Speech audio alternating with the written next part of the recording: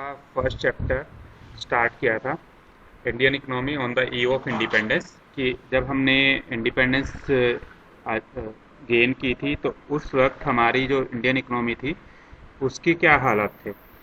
क्योंकि इतने सालों तक, नियर अबाउट 200 सालों तक ब्रिटिश ने हमारे ऊपर राज किया था, तो उन लोगों ने सिर्फ हमारी इकोनॉमी को एक्सप्लॉइट करने का काम किया था।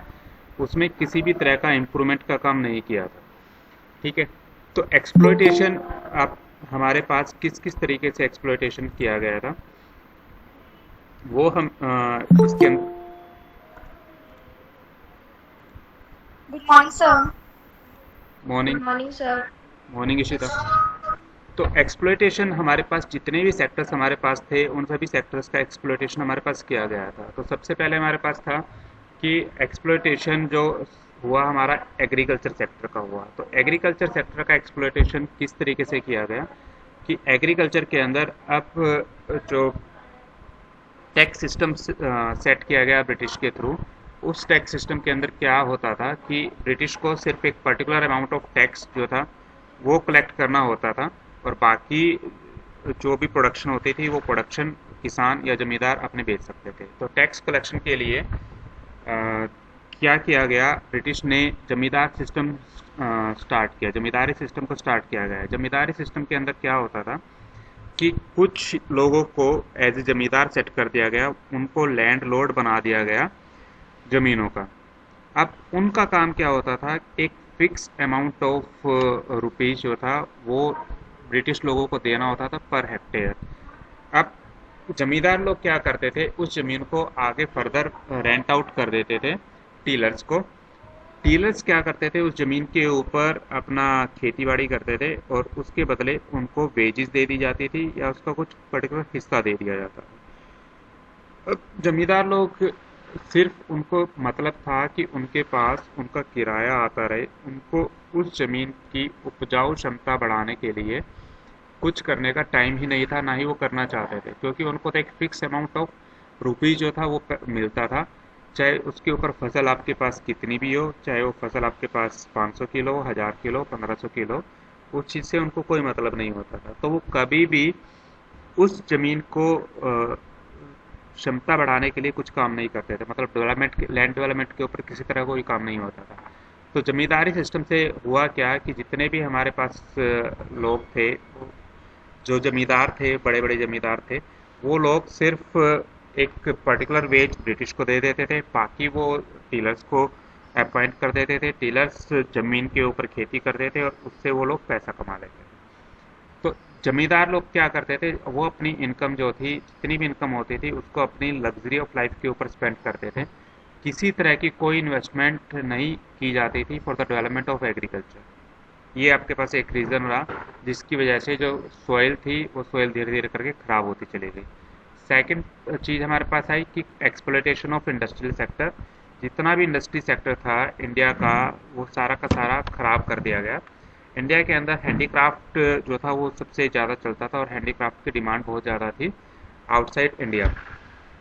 पर जब ब्रिटिश लोग आए, ब्रिटिश लोगों ने किया किया कि उन्होंने जो फॉरेन डिमांड थी हैंडीक्राफ्ट्स की, उसको डिस्ट्रॉय किया by imposing heavy duty on their exports. Exports के ऊपर उन लोगों ने ड्यूटीज लगाना स्टार्ट कर दिया कि यहाँ से कोई भी सामान जाएगा तो उसके ऊपर आप लोगों को टैक्स देने, वो टैक्स दे करके आप अपना सामान कहीं पर भी भेजें। पर जब टैक्सेस इम्पोज होना स्टार्ट हुए तो इंडिया का हैंडीक्राफ्ट धीरे धीरे करके महंगा होता चला गया, जिससे फॉरेन जो डिमांड थी वो फॉरेन डिमांड कम होती चली गई।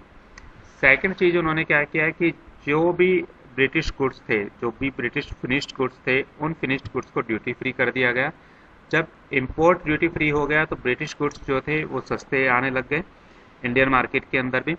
जब वो इंडियन मार्केट के अंदर सस्ते आए तो लोगों ने जो महंगी हैंडीक्राफ्ट चीज़ें थी उनको खरीदना बंद कर दिया। उन्होंने मशीन मेड गुड्स जो कि सस्ती पड़ती थी उन चीज़ों को खरीदना स्टार्ट कर दिया।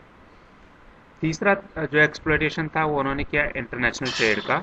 इंटरनेशनल ट्रेड के अंदर उन्होंने डिस्क्रिमिनेटरी टैरिफ पॉलिसीज़ जो थी उसको अपनाया। डिस्क्रिमिनेटरी टैरिफ पॉलिसीज़ के अंदर एक्सपोर्ट ऑफ जो फिनिश्ड गुड्स थे उस चीज़ को तो कर दिया महंगा, उसके ऊपर तो उन्होंने ड्यूटीज़ लगा दी, और जो इम्पोर्ट्स थे ब्रिटिश के फिनिश्ड गुड्स उनको ड्यूटी फ्री कर दिया। तो ब्रिटेन से जो भी गुड्स आते थे वो सस्ते आते थे और इंडिया से जो भी गुड्स आते थे वो महंगे जाते थे। तो इस वजह से जो इंडिया के गुड्स की डिमांड थी वो इंडिया के गुड्स की डिमांड आपकी हो गई ख़त्म, डिस्क्रिमिनेटरी टैरिफ पॉलिसी की वजह से। ठीक है, तो इंडिया के अंदर सिर्फ आपके पास जो था एक्सपोर्ट किया जाता था रॉ मटेरियल का, अनफिनिश्ड गुड्स का। सिर्फ रॉ मटेरियल इंडिया से एक्सपोर्ट जो होता था वो आपका ड्यूटी फ्री होता था। फिनिश्ड गुड्स कोई भी जाएगा उसके ऊपर हैवी ड्यूटीज लगा दी जाती थी। तो धीरे धीरे करके हुआ क्या कि इंडिया के अंदर जो भी फिनिश्ड गुड्स था वो फिनिश्ड गुड बनना बंद हो गया। जितने भी हमारे पास कॉटेज इंडस्ट्रीज थी या स्मॉल स्केल इंडस्ट्रीज थी वो धीरे धीरे करके आपकी ख़त्म हो गई। तो ये तीन चीज़ें हमारे पास जो थी एक्सप्लॉइट की गई ब्रिटिश के थ्रू। अब हमने कल देखा था features of Indian economy on the eve of independence, क्या क्या फीचर्स थी। सबसे पहला था स्टैग्नेंट इकोनॉमी। स्टैग्नेंट इकोनॉमी के अंदर हमने बात की थी कि इंडिया की इकोनॉमी के अंदर किसी भी तरह की कोई ग्रोथ नहीं हो रही थी। सिर्फ 0.01% की ग्रोथ पर ईयर के अकॉर्डिंग हमारे पास हो रही थी, जो कि जीडीपी ग्रोथ के अंदर किसी भी तरह की ग्रोथ नहीं मानी जाती है। दूसरा था बैकवर्ड इकोनॉमी। अब जब हम कोई चीज़ प्रोड्यूस ही नहीं कर रहे हैं, हम टोटली डिपेंडेंट है इंपोर्ट्स के ऊपर, तो हमारी इनकम जनरेट होगी ही नहीं। हम तो जब इनकम ही जनरेट नहीं हो रही है तो हमारे जो इकोनॉमी है वो धीरे धीरे करके बैकवर्ड इकोनॉमी बनती जाती है। हमारी जो पर कैपिटल इनकम थी वो पर कैपिटल इनकम जो थी सिर्फ 230 रुपीज़ थी, कि 230 रुपये एक साल के अंदर एक पर्सन जनरली कमा पाता था। तो इस वजह से क्या था कि बल्क ऑफ पॉपुलेशन हमारे पास जो थी वो बिलो पॉवर्टी लाइन हमारे पास थी, पुअर थी, जिनके पास सफिशिएंट फूड, शेल्टर और क्लोथ की भी चीज़ें नहीं थी। अनएम्प्लॉयमेंट बहुत ज़्यादा थी। तीसरा एग्रीकल्चर बैकवर्डनेस। अब क्योंकि उस टाइम के ऊपर आपकी 72% पॉपुलेशन जो थी वो पॉपुलेशन जो थी एग्रीकल्चर सेक्टर के अंदर काम करती थी। पर एग्रीकल्चर सेक्टर के अंदर जो कंट्रीब्यूशन था जीडीपी के अंदर एग्रीकल्चर का, दैट वाज ओनली 50%। अब यदि हमारे पास 70% पॉपुलेशन एग्रीकल्चर के अंदर काम कर रही है और सिर्फ 50% वो कंट्रीब्यूट कर रही है एग्रीकल्चर जीडीपी के अंदर, तो वो हमारे पास बहुत कम है। सेकेंड थिंग, प्रोडक्टिविटी हमारे पास लो थी। जितना भी हम उगाते थे, क्योंकि धीरे धीरे करके लैंड डेवलपमेंट के अंदर कुछ किया नहीं गया, तो हमारे जो लैंड थी वो धीरे धीरे करके ख़राब होना स्टार्ट हुई, जिसकी वजह से जो प्रोडक्टिविटी थी लैंड के अंदर वो प्रोडक्टिविटी बहुत कम रह गई थी। सिर्फ 660 किलोग्राम्स ऑफ वीट जो था एक हेक्टेयर के अंदर आउटपुट आता था, और 665 किलोग्राम्स ऑफ राइस जो था 1 हेक्टेयर के अंदर आउटपुट आता था। ये बहुत कम था इन टर्म्स ऑफ प्रोडक्टिविटी। तो जितने भी फूड ग्रेन्स हम प्रोड्यूस कर पाते थे वो हमारी पॉपुलेशन के लिए ही एनफ हो पाते थे। हमारे पास किसी तरह का कोई एक्स्ट्रा जो था फूड ग्रेन नहीं बच पाता था। फोर्थ हमारे पास फीचर थी इंडस्ट्रियल बैकवर्डनेस। इंडस्ट्रियल बैकवर्डनेस के अंदर हमारे पास क्या था कि हैवी इंडस्ट्री किसी भी तरह की हमारे पास नहीं थी। मशीन्स का प्रोडक्शन हम करते नहीं थे। स्मॉल स्केल और कॉटेज इंडस्ट्रीज ऑलरेडी ख़त्म की जा चुकी थी। कैपिटल गुड्स की रिक्वायरमेंट जितनी भी होती थी वो सब रिक्वायरमेंट हम ब्रिटेन से मशीनें मंगवा करके पूरा करते थे। इंपोर्ट्स के ऊपर हम डिपेंडेंट थे। इंडिया के अंदर किसी भी तरह का हम प्रोडक्शन नहीं करते थे कैपिटल गुड्स का। फिर हमारे पास आता है रैम्पेंट पॉवर्टी। रैम्पेंट पॉवर्टी हमारे को बताता है कि जब हमारी जो पर कैपिटल इनकम है वो सिर्फ 230 रुपीज़ थी, तो हमारी पॉपुलेशन जो थी वो पॉपुलेशन पुअर थी। मोस्टली पॉपुलेशन हमारे पास पुअर थी। हमारे को 2 टाइम्स का मील भी जो था वो मुश्किल से मिल पाता था। ठीक है। फिर हमारे पास इंफ्रास्ट्रक्चर पुअर। इंफ्रास्ट्रक्चर के अंदर ना तो हमारे पास ट्रांसपोर्ट सिस्टम कोई था, ना ही हमारे पास किसी तरह की कोई पक्की रोड्स थी, ना ही कम्युनिकेशन या पावर जनरेशन का हमारे पास कुछ था। तो सारी की सारी चीज़ों के अंदर हम बैकवर्ड ही थे। किसी भी तरह का इंफ्रास्ट्रक्चर डेवलपमेंट हमारे पास नहीं था। Imports, heavy dependence on imports. Heavy dependence on imports का मतलब हमारे पास था कि जो भी चीज़ें हम मंगाते थे या कोई भी चीज़ हमारे को मशीनरी चाहिए, तो वो सारे की सारी चीज़ें उस चीज़ के लिए हम इंपोर्ट्स के ऊपर डिपेंडेंट थे कि हमें जो भी मंगाना है वो ब्रिटेन से ही हमारे पास आएगा। हम अपना कुछ भी प्रोडक्शन नहीं करते हैं। ऑयल तो हमारे पास ऑलरेडी हमारे पास नहीं था, तो medicines, machines, kerosene oil, bicycles, किसी भी तरह की मशीन थी तो वो सारे के सारे इंपोर्ट ही की जाती थी। हम उन मशीनों का प्रोडक्शन अपने कंट्री के अंदर नहीं करते थे। लिमिटेड अर्बनाइजेशन की शहरों का विकास किया नहीं गया क्योंकि मोस्टली पॉपुलेशन जो थी वो पॉपुलेशन हमारी रहती थी गांव के अंदर। तो शहर डेवलपमेंट किए नहीं गए क्योंकि ब्रिटिश लोगों का मेन मकसद सिर्फ एक्सप्लॉइट करना था, उनका डेवलपमेंट करने का कोई मकसद था ही नहीं। तो शहरों को डेवलप ही नहीं किया गया। तो 86% जो पॉपुलेशन थी वो अभी भी रूरल एरियाज़ के अंदर ही रह रही थी। उनको एग्रीकल्चर से बाहर किसी तरह की कोई अपॉर्चुनिटी ही नहीं मिलती थी कि वो बाहर जा कर के और कोई काम कर सकें। सेमी फ्यूडल इकोनॉमी हमारे को बोलता है कि हमारी इकोनॉमी ना तो कैपिटलिस्टिक इकोनॉमी थी, ना ही किसी तरह से हमारे पास कम्युनिस्ट इकोनॉमी थी। तो हमारे इकोनॉमी एक तरह से मिक्स्ड इकोनॉमी थी जिसके अंदर ना तो गवर्नमेंट हमारे लिए कुछ कर पा रही थी, ना ही प्राइवेटाइजेशन हमारे पास किया जा रहा था जिसके अंदर प्राइवेट सेक्टर हमारा कुछ काम कर दे। तो इसकी वजह से प्रोडक्शन जो थी हमारे पास काफ़ी लो थी। प्रोडक्टिविटी किसी भी सेक्टर के अंदर लो ही थी। प्रोडक्टिविटी हमारे पास बैकवर्डनेस ही शो करती थी, किसी तरह की कोई ग्रोथ शो नहीं कर रही थी। फिर कॉलोनियल इकोनॉमी की हमारी जो इकोनॉमी थी वो ब्रिटिश गवर्नमेंट के अंडर रही थी। तो अभी भी हम जो भी रूल्स थे वो सारे के सारे रूल्स जो थे हम ब्रिटिश रूलर्स के ही फॉलो कर पा रहे थे। तो ब्रिटिश रूलर्स ने डोमेस्टिक इकोनॉमी को तो ख़त्म कर दिया था हैवी टैक्सेस इम्पोज करके। तो इससे इंडिया को क्या होता था, ब्रिटिश गुड्स परचेज करने पड़ते थे। दूसरा, इंडिया की तरफ से सारा का सारा रॉ मटेरियल ब्रिटेन पहुंच जाता था। तो इंडिया के पास उस रॉ मटेरियल को यूटिलाइज करने का कुछ सामान ही नहीं बचता था कि वो रॉ मटेरियल को यूटिलाइज करें। तो जितने भी नेचुरल रिसोर्सेज थे इंडिया के वो धीरे धीरे करके ड्रेन हो गए थे for the growth of British industry. तीसरा कि जो इंडियन आर्टिस्ट थे उनको फोर्स किया गया कि वो अपनी कॉटेज इंडस्ट्री जो है उनको ख़त्म कर दें। उससे इंडिया हैंडीक्राफ्ट जो था वो धीरे धीरे करके ख़त्म हो गया। तो ये तो हमने कल डिस्कस कर लिया था, फिर भी मैंने आज आप लोगों को एक दोबारा से रिवाइंड करवा दिया। अब हमारे पास आता है कि एग्रीकल्चर सेक्टर और at the eve of independence क्या था, कितनी हमारे पास प्रोडक्शन होती थी और किस तरीके से हम उस चीज़ के अंदर अपना काम कर पाते थे। तो लो प्रोडक्शन एंड प्रोडक्टिविटी, हमारे पास प्रोडक्शन जो थी वो लो थी।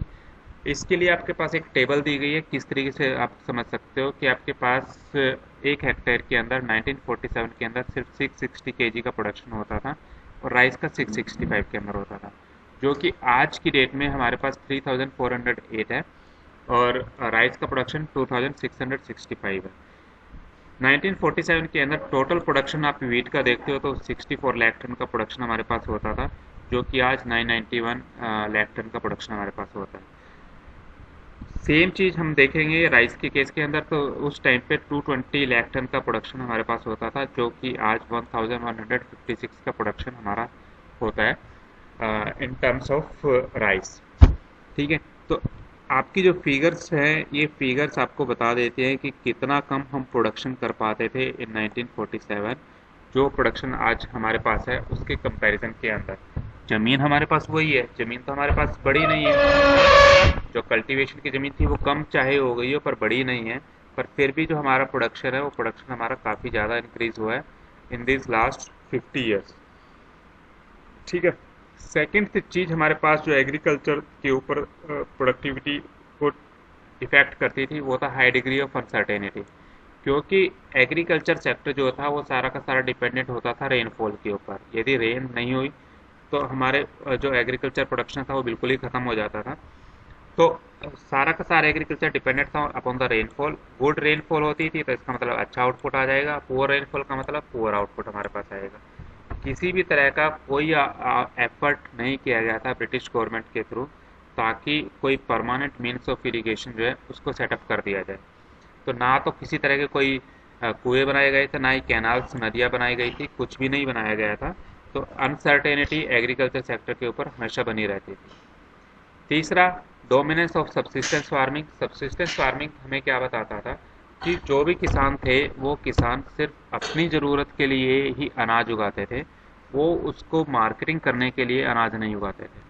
तो वो जितना भी अनाज उगाते थे वो सिर्फ इस पर्पज़ से उगाते थे कि उनकी फैमिली की जो नीड्स हैं वो नीड्स पूरी हो जाए, सरप्लस कुछ बचता ही नहीं था मार्केट के अंदर बेचने के लिए। तो किसी तरह का कोई कमर्शियल आउटलुक सेट नहीं किया गया था फार्मर्स के लिए कि आप ज़्यादा उगा करके उस चीज़ को मार्केट के अंदर भी बेच सकते हो। तो इस वजह से हमारी जो इकोनॉमी थी वो पुअर होती गई और पॉवर्टी जो थी हमारे पास वो डोमिनेट करती गई। फोर्थ हमारे पास था gulf between owners of the soil and the tillers of the soil. जो जमींदार थे वो जमींदार ओनर थे सॉइल के, तो वो जमींदार क्या करते थे, जितना भी पैसा उनको मिलता था वो पैसा अपनी ऐशो आराम में उड़ा देते थे या अपने पास इकट्ठा करके रखते थे। जो टीलर्स थे, टीलर्स को सिर्फ इतना ही पैसा वेजिस के रूप में मिलता था कि वो अपना घर खर्चा मुश्किल से चला पाए।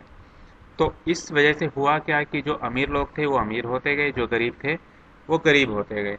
तो एक गल्फ जो था वो गल्फ क्रिएट होता चला गया और वो गल्फ वाइडन होता चला गया between the poor and the owners of the soil. ठीक है, तो किसी भी तरह की कोई भी मर्सी नहीं शो की जाती थी। इवन इन केस आउटपुट नहीं हो पाता था, रेनफॉल पुअर हो जाता था, उनको उतना रेंट तो देना ही देना पड़ता था। फिफ्थ हमारे पास था स्मॉल एंड फ्रेगमेंटेड होल्डिंग्स, कि उस वक्त जो किसानों के पास ज़मीन होती थी वो छोटे छोटे टुकड़े होते थे और वो भी अलग अलग जगह के ऊपर होते थे, कि एक पीस आपके पास कहीं पर है, दूसरा पीस लैंड का कहीं और है। तो जो रिसोर्सेज थे वो रिसोर्सेज वेस्ट हो जाते थे किसानों के उन अलग अलग फ्रेगमेंटेड ज़मीनों के ऊपर खेती करने के अंदर। तो आउटपुट उन लोगों का उतना ज़्यादा नहीं हो पाता था। तो कोई भी ऐसा रूल नहीं बनाया गया कि जो छोटी छोटी ज़मीनें उन सबको एक जगह के ऊपर इकट्ठा करके एक बड़ी ज़मीन दे दी जाए, उस तरह का कोई रूल नहीं बनाया गया। फिर था land revenue system. Land revenue system under British Raj हमने बता ही दिया कि जमींदारी सिस्टम बना दिया गया था। तो जो ओनर्स थे जमींदार, उनको बोल दिया गया था कि आपको एक फिक्स अमाउंट ऑफ रेंट हम लोगों को देना है, उसके बाद आप उस ज़मीन के ऊपर कुछ भी कीजिए। तो जमींदार जो थे वो परमानेंट ओनर्स बन गए सोइल के। जमींदारों को एक फिक्स अमाउंट जो था वो गवर्नमेंट को देना होता था एज ए लैंड रेवेन्यू। फिर उसके बाद जमींदार फ्री थे कि वो कितना भी एक्सट्रैक्ट कर सकते हैं टीलर से जो कि ज़मीन के ऊपर काम करते थे। तो मैक्सिमम एक्सट्रैक्शन वो ट्राई करते थे टीलर से गेट करने के लिए। तो लास्ट के अंदर जो मरता था वो किसान, जो एक्चुअल के अंदर खेती करता था उसके ऊपर ही सब कुछ आता था। तो इस वजह से जो टीलर्स थे वो कभी भी उभर नहीं पाए, उनके जो कंडीशन थी वो डे बाय डे पुअर से पुअर ही होती जाती थी। तो इस वजह से हुआ क्या कि जमींदारी सिस्टम से एक तो अनलिमिटेड एक्सप्लॉयटेशन हुआ डीलर्स का, दूसरा जो लैंड रेवेन्यू थे वो जमींदार हर बार रेज करते रहते थे, जिससे कि टीलर्स जो थे वो फ्रीक्वेंटली इवैक्यूएट छोड़ छोड़ करके जाते रहते थे। टीलर्स जो थे वो सिर्फ लैंडलेस लेबर रह गए थे, उनके पास ज़मीन का कोई भी मालिकाना हक नहीं था। उनको सिर्फ ज़मीन के ऊपर फसल जो थी वो उगानी थी और कुछ उनके पास किसी तरह का कोई राइट नहीं होता था। तो उनको जो भी लैंडलेस लेबर्स थे या टीलर्स जो भी थे, उनको सिर्फ सब्सिस्टेंस वेज दी जाती थी कि आप ज़मीन के ऊपर काम कर रहे हो तो उसके बदले आपको सिर्फ इतना पैसा दिया जा रहा है जिससे आप अपने आप को जिंदा रख पाओ, उससे ज़्यादा कुछ भी नहीं हो पाता था। तो बैकवर्डनेस जो थी टीलर्स की, और टीलर्स की बैकवर्डनेस जो थी वो आपके पास चलती गई, जिससे कि ज़मींदारों ने लैंड को इम्प्रूव करने के अंदर किसी तरह का कोई इंटरेस्ट शो नहीं किया। यदि एक किसान छोड़ के चला जाता था तो उसके बदले उनको दूसरा किसान मिल जाते थे जो उसके ऊपर ज़मीन करने के लिए, खेती करने के लिए रेडी हो जाते थे। जमींदार जितना भी पैसा आता था उस पैसे को अपने ऐशो आराम के अंदर उड़ा देते थे। कोई भी इम्प्रूवमेंट नहीं की गई लैंड्स के अंदर, किसी भी तरह का इन्वेस्टमेंट लैंड को इम्प्रूवमेंट करने के अंदर नहीं किया गया। फिर हमारे पास हुआ कि फोर्स्ड कमर्शलाइजेशन ऑफ एग्रीकल्चर, कि जो ब्रिटिश लोग थे उन लोगों ने ऐसी फसलें उगवाई जो फसलें एज ए रॉ मटेरियल का काम करें ब्रिटेन की इंडस्ट्रीज़ के लिए। जैसे आपके पास कॉटन था, जूट था, शुगर केन था। तो इन चीज़ों की डिमांड जो थी वो मार्केट के अंदर काफ़ी ज़्यादा थी, क्योंकि ये चीज़ें एज ए रॉ मटेरियल का काम करती थी ब्रिटेन की इंडस्ट्रीज़ के लिए। तो ज़बरदस्ती किसानों को फोर्स किया गया कि वो कमर्शियल क्रॉप्स जो थे उन कमर्शियल क्रॉप्स को उगाएं, ना कि सब्सिस्टेंस क्रॉप्स को। तो राइस, व्हीट की बजाय उन लोगों ने उनसे इंडिगो, कॉटन, जूट, इन चीज़ों की खेती करवाई, क्योंकि इन चीज़ों की ज़रूरत रहती थी इंडस्ट्रीज़ को। इंडिगो जो था वो रिक्वायर था टेक्सटाइल इंडस्ट्री को ब्रिटेन के अंदर डाई और ब्लीच करने के लिए। फार्मर्स जो थे उनको लालच दिया जाता था कि आप एडवांस के अंदर पेमेंट लो और हमारे लिए इंडिगो उगाओ। तो किसान एक बार वो पेमेंट ले लेते थे तो वो अपने खाने पीने के लिए भी राइस और वीट जो था वो नहीं उगा पाते थे। जब वो चीज़ नहीं उगा पाए हैं तो अब उनके पास जो भी पैसा आया वो उन्होंने खर्च कर दिया बाहर सिर्फ वीट और राइस लेने के लिए। ठीक है, तो अनसर्टेनिटी फार्मर्स के पास बनी रहती थी। अब जो फार्मर पहले ग्रो कर पाते थे वीट या राइस, अब उन चीज़ों को परचेज कर रहे थे वो मार्केट से। तो अब कोई भी कैश उनके पास बचा नहीं, क्योंकि जो कैश उनके पास आया वो उन्होंने खर्च कर दिया राइस और वीट खरीदने के लिए। तो अल्टीमेटली उन किसानों के पास लास्ट में कुछ भी नहीं बचा, सिर्फ बैकवर्डनेस एग्रीकल्चर की आपके पास रही और किसी तरह का कुछ भी नहीं हुआ। तो कुछ टर्म्स जो इसके अंदर बताई हैं एग्रीकल्चर के अंदर कि एक तो लो प्रोडक्टिविटी, लो प्रोडक्शन और लो प्रोडक्टिविटी एग्रीकल्चर की रहती थी, हाई डिग्री ऑफ अनसर्टेनिटी आपके पास रहा, डिपेंडेंस ऑन रेनफॉल आपके पास रहा, सब्सिस्टेंस फार्मिंग की डोमिनेंस थी कि लोग सिर्फ उतना ही उगाते थे जितना उनको फैमिली के लिए ज़रूरत होती थी, और स्मॉल एंड फ्रेगमेंटेड होल्डिंग्स थी। तो ये 4-5 पॉइंट्स आप लोगों के पास हैं जो आप एक्सप्लेन कर सकते हो, जिससे कि एग्रीकल्चर बैकवर्डनेस को हम शो कर सकते हैं। इसकी वजह से आपके पास हुआ क्या कि ओनर्स ऑफ सॉइल और टीलर्स ऑफ सॉइल के बीच में गैप बढ़ता गया। लैंड रेवेन्यू सिस्टम ब्रिटिश राज ने अपना बनाया, जमींदारी सिस्टम उन्होंने सेट कर दिया, फोर्स कमर्शलाइजेशन ऑफ एग्रीकल्चर उन लोगों ने सेट किया। तो ये सारे के सारे फैक्टर जो थे उससे एग्रीकल्चर जो था वो स्टैग्नेट हो गया, उसकी इकोनॉमिकल ग्रोथ बढ़ ही नहीं पाई। तो एग्रीकल्चर एक जगह पर आकर के रुक गया, उससे ज़्यादा प्रोडक्शन वो नहीं कर पा रहे थे। ठीक है, तो